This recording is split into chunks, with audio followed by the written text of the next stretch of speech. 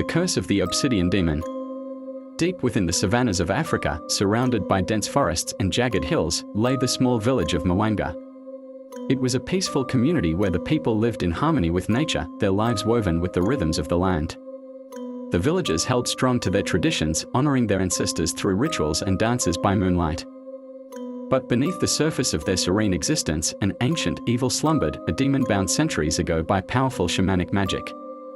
The elders often told tales of the Obsidian demon, Nzuba, a creature of darkness that thrived on corruption and despair. Nzuba had been trapped beneath Mwanga's sacred baobab tree, sealed with a spell that required unity and love among the people to remain intact. Yet, in recent years, the harmony of the village had begun to fray.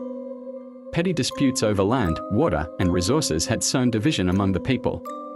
Unbeknownst to them, their discord was weakening the ancient seal. The demon's awakening. One fateful evening, during the peak of the dry season, a group of young men sought shelter under the sacred baobab tree after a night of drinking. In their recklessness, they ignored the warnings carved into the tree's bark and began digging at its roots, hoping to find buried treasures from the ancestors. As they unearthed the roots, a sinister black mist seeped from the ground, spreading like ink spilled on water.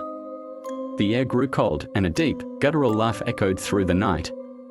The young men froze, terror gripping them as the mist coiled around their bodies. By dawn, they had returned to the village, but they were not the same. Their eyes glowed a dull red, and their skin was pallid, as if drained of life. They moved stiffly, speaking in strange, broken sentences. The villagers were horrified but believed it to be an illness. They isolated the men, but by nightfall, the curse had spread. Those who came into contact with the afflicted were soon transformed into mindless husks, driven by an insatiable hunger. Their bodies were no longer their own, they belonged to Nzuba, whose voice now echoed through the possessed. Your village belongs to me. Your despair feeds my power. Surrender, or be consumed. Enter the little boy. Among the few who had not been affected by the curse was an 8-year-old boy named Kofi, who lived on the outskirts of Mwanga with his blind grandmother, Nana Esi. Kofi was no ordinary child. From birth, he had been marked by the spirits, a small, glowing birthmark shaped like a crescent moon adorned his chest. His grandmother, a former shaman, had always told him that his life was destined for greatness. Kofi, she often said, the spirits chose you for a reason. One day, your light will chase away the darkness. When the curse began to spread, Nana Esi recognized the danger immediately. Nzuba has awakened, she whispered. The stories were true. One night, as the zombified villagers prowled the streets, Kofi sat by his grandmother's side, trembling with fear. What can we do, Nana? Everyone is turning into monsters. She placed her frail hands on his shoulders. Nzuba's power can only be undone by light born of purity, courage, and love. You, Kofi, carry that light. The spirits gave you a gift.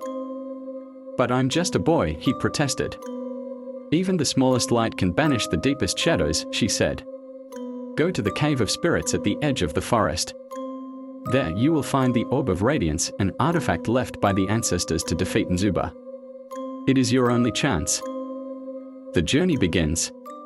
With his grandmother's blessing and her old staff for protection, Kofi set off into the night. The village was eerily silent, save for the occasional guttural moans of the possessed. Shadows loomed large, but Kofi's crescent birthmark began to glow faintly, guiding his path like a lantern. The journey to the Cave of Spirits was fraught with danger.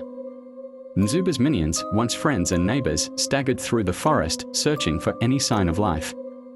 Kofi used his small size to his advantage, hiding in the underbrush and climbing trees to avoid detection. As he neared the cave, he encountered a young hyena caught in a snare. Its leg was bleeding, and it howled in pain. Despite his fear, Kofi freed the creature, whispering soothing words. The hyena, surprisingly tame, began to follow him, offering companionship and protection. Inside the cave, Kofi faced a series of trials. The spirits tested his bravery, wisdom, and compassion. In one trial, he had to confront an illusion of his worst fear, his grandmother turning into one of Nzuba's zombies.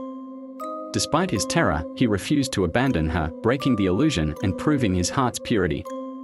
At the heart of the cave, Kofi found the Orb of Radiance, a glowing sphere that pulsed with warm, golden light. As he touched it, the light fused with his body, amplifying the glow of his crescent birthmark. He felt a surge of power and a deep connection to the ancestors. The final battle. With the hyena by his side, Kofi returned to Mwanga to confront Nzuba. The village was unrecognizable, overrun with Nzuba's minions.